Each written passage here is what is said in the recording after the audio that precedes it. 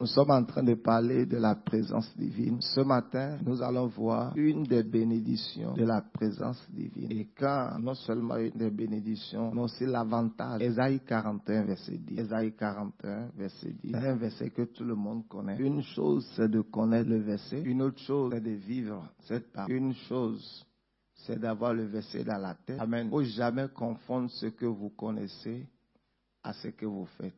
C'est deux éléments différents. Ce que vous connaissez peut vous rendre intelligent ou le connaisseur, mais ce n'est pas ça qui importe, c'est ce que vous faites. Amen. Pour ça, il y a beaucoup de gens qui prétendent connaître. Mais quand vous voyez leurs prétentions et ce qu'ils font, à la fin, vous verrez qu'ils ne connaissent rien. Amen. Comme un élève ou à la preuve des examens, on dit prends le cahier. Il dit non, j'ai tout étudié. Il dit ça je connais, ça je connais. À la fin, praise God. Donc Dieu n'est pas intéressé par ce que vous connaissez, mais ce que vous faites, ce que vous faites, ce que vous faites. Et c'est ce que nous faisons qui représente la sagesse. Notre sagesse. Il dit ne crains rien car je suis avec toi. Ne promène pas des regards inquiets car je suis ton Dieu. Je te fortifie, je viens à ton secours. Je te soutiens de ma droite. Ne crains rien. Car le remède contre la peur, c'est la présence divine. Un des remèdes contre la peur, c'est la présence. D'abord, il faut comprendre que la peur, c'est un esprit. Et c'est une force externe qui veut venir vous pénétrer. C'est pour ça que la Bible dit dans Timothée, dit, ce n'est pas un esprit de timidité que nous avons reçu, mais son esprit nous remplit de force, d'amour et de sagesse. Donc, étant donné que la présence divine qui représente le Saint-Esprit, c'est une force, c'est un esprit qui est venu habiter en nous. La Bible dit que nous n'avons pas reçu un esprit de timidité, un esprit de fier, de peur. Ce qui veut dire que la peur aussi, c'est un esprit. C'est un esprit, c'est un esprit. Et toutes les fois que tu lui ouvres ton cœur, l'esprit là va pénétrer. Il dit, ce n'est pas un esprit de timidité que nous avons reçu. Mettez-moi le verset. Ce n'est pas un esprit de timidité que nous avons reçu. Ce n'est pas un esprit de timidité que Dieu nous a donné, mais un esprit de force, d'amour et de sagesse. Vous voyez, le Saint-Esprit est un esprit de force, d'amour et de sagesse. Il dit car Dieu ne nous a pas donné un esprit de peur, mais de puissance, d'amour et de bon sens. Quelqu'un qui a le Saint-Esprit devrait avoir un bon sens. Quelqu'un qui a le Saint-Esprit devrait avoir le bon sens. Beaucoup n'ont souvent pas un bon sens. Donc quand la présence du Saint-Esprit vient en nous, ça tue la peur, ça tue l'inquiétude, ça nous donne la force, ça nous donne le secours divin dans le Saint-Esprit. Comment la peur arrive à nous vaincre et comment la peur arrive à nous déstabiliser et comment la peur arrive à opérer. Parce qu'il faut comprendre que la foi c'est un esprit, comme nous avons le même esprit de foi. 2 Corinthiens 4 verset 13. Comme nous avons le même esprit de foi qui est exprimé dans cette parole de l'Écriture, j'ai cru, c'est pourquoi j'ai parlé. On ne peut pas parler de la foi sans le Saint-Esprit. Jésus a dit, mes paroles sont esprit et vie. Amen. Donc, et la foi vient de ce que l'on entend, de ce que l'on entend la parole de Christ. Quand vous n'avez pas la foi, ou bien quand la foi est absente, il y aura la peur dans votre cœur, il y aura le doute, il y aura l'inquiétude. Tu peux dire que, comment je vais prendre terre à terre? Une situation peut venir, et tu peux avoir peur. Tu comprends ce que j'ai dit? Et toi-même, tu sais que tu as peur au-dedans de toi-même. Listen to me. Écoute-moi. Ça peut arriver. Ou, non, arrête ça.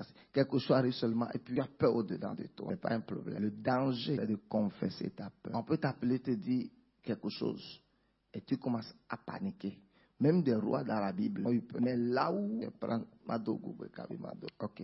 Fille de fête, tu as dans Bordeaux, alors, Boudidi, c'est fini. Tu as brisé la protection divine de l'esprit autour de ta. Tu peux avoir peur, tu as le sentiment de la peur. Là, tu peux toujours faire. Mais dès que tu ouvres la bouche et tu commences à parler de ta peur, tu as brisé quelque chose pour rendre légal la peur d'attaque. C'était le grand problème que Job avait.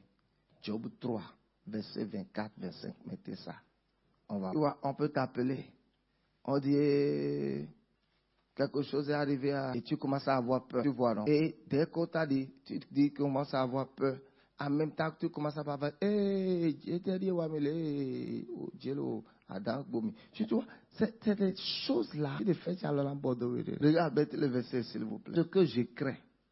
Regarde ce que Job disait tous les jours. La Bible dit que Job était un homme propre, un homme pieux, un homme qui n'a pas de péché. Job ne faisait pas adultère, il n'était pas dans la fornication. Job n'était pas dans les commérages. Quoi encore? Il n'était pas rebelle, il n'était pas déloyal. Job n'était pas papato. Rien de tout ça. Et Job avait un problème. Tous les jours, Job avait une peur interne. La plupart d'entre vous, maintenant, vous avez une peur interne là où tu es là. Hein? Si on fouille ton cœur, on verra une peur interne. Toi, c'est la peur. Toi, c'est la peur d'échouer par rapport à toi, c'est la peur liée à une situation. Regarde dans la vie, dans le cœur des femmes maintenant, on verra une peur. La peur peut-être de ne pas trouver de mal. On verra. Il y a un sentiment de peur secret. Si ça, là, ça t'arrive, ne la déclare pas. Tu ne déclares pas ce que tu sens. Tu ne déclares pas ce que tu vis. Tu déclares ta foi, ta conviction spirituelle et ce que Jésus a. Maintenant, regarde Job. Job avait cette peur cachée là. Et tous les jours, il nourrissait la peur. Et il a commencé à parler de la peur chez lui. Il a commencé à dire vraiment, mes enfants maintenant, il ne faut pas qu'ils vont amener le péché dans la maison. Hein.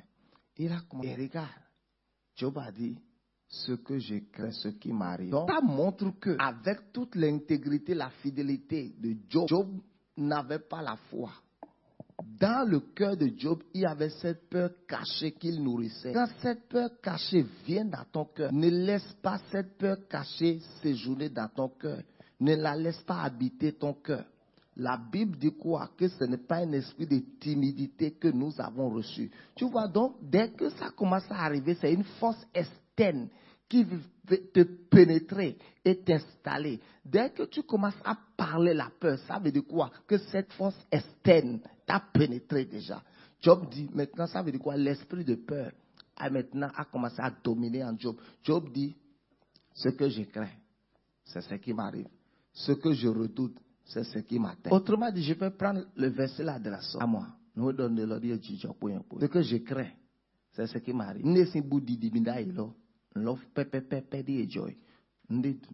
Donc, au lieu que Job, la Bible parle du renouvellement de l'intelligence. Et la Bible dit, oh, celui qui peut faire par la puissance qui agit en nous, infiniment au-delà de tout ce que nous demandons ou pensons.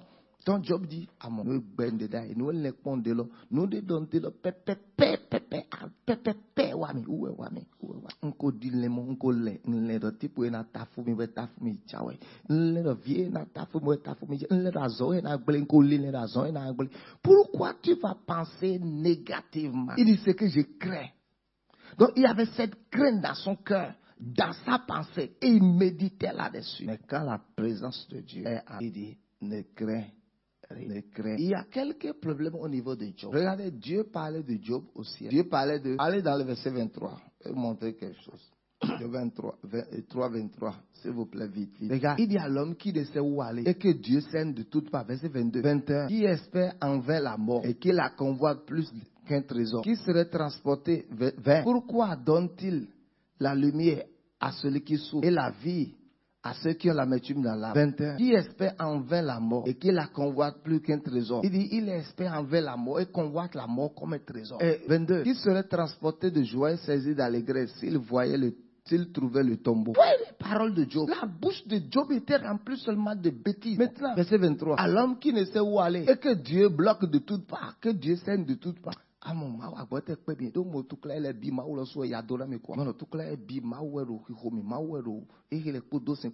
dit, ça ce n'est pas des paroles de foi. Maintenant, Job, écoutez-moi bien. Job, Dieu le connaissait.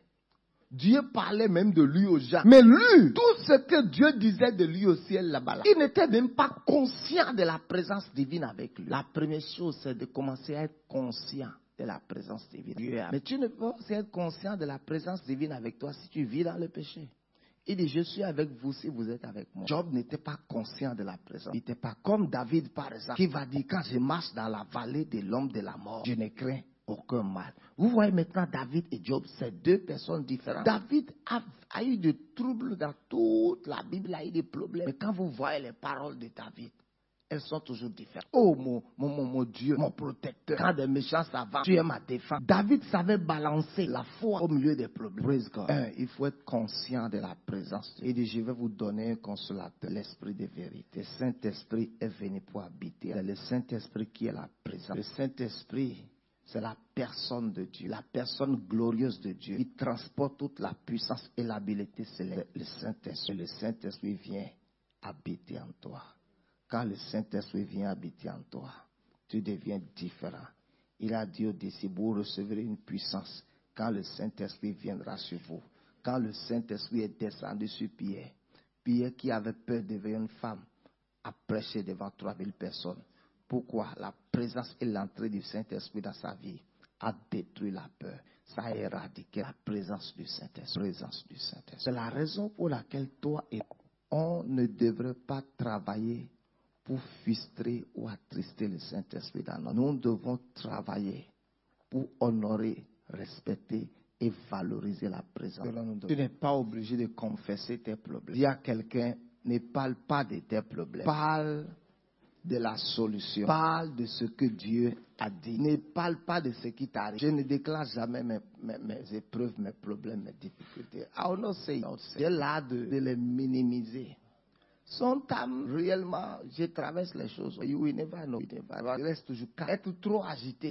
C'est les problèmes qui sont en train de t'agiter comme ça. Je reste calme. Tu parles la parole. Tu ne réfléchis pas le Saint-Esprit pour avoir. La prière seule n'est pas suffisante pour régler les problèmes. Les problèmes sont réglés par la sagesse, not by prayer. Prayer will give you wisdom and ability. La prière te donnera la sagesse et l'habilité. Mais you have to think. Comment sortir de ce problème? Tu dis, j'ai prié, le problème n'est pas parti. Quand tu as fini de prier, tu réfléchis par le Saint-Esprit comment sortir de ces problèmes. Et le Saint-Esprit te donne la sagesse qu'il faut pour sortir de ça. Et j'ai prié 40 jours, pourtant ça ne va pas partir. Non, la prière en elle seule n'est pas suffisante. Quand tu as prié, tu réfléchis par le Saint-Esprit. Tu médites sur la parole. Quand tu as prié pour sortir du chômage, et le chômage n'est pas parti. Tu dis, pourtant j'ai prié. Non, quand tu as fini de prier, tu commences à méditer, Saint-Esprit, quel est le chemin de sortie? Comment je vais sortir du chômage? Et c'est le Saint-Esprit qui va te convaincre d'aller chercher du boulot. C'est le Saint-Esprit qui va te convaincre de ne pas chercher du boulot, d'aller vendre quelque chose. C'est le Saint-Esprit qui va te convaincre, prends cette direction. Mais tu ne peux pas dire que tu as prié, le problème n'est pas parti. Non. Il ne faut pas se cacher derrière le prier pour le praise God. Quand tu dis j'ai prié, aucun homme n'est pas venu chez moi. Quand tu as fini de prier, maintenant tu réfléchis par le Saint-Esprit. Et le Saint-Esprit maintenant te convainc que, ok, si tu veux te marier là, il faut changer telle chose dans ta vie. Dieu non puissant de Jésus. Je n'ai pas reçu un esprit de timidité ou vivre dans la crainte. Son esprit me remplit de force, d'amour et de sagesse. Au nom de Jésus, je suis rempli de l'Esprit de Dieu. Je suis audacieux, courageux. Je refuse de parler la peur. Au nom de Jésus,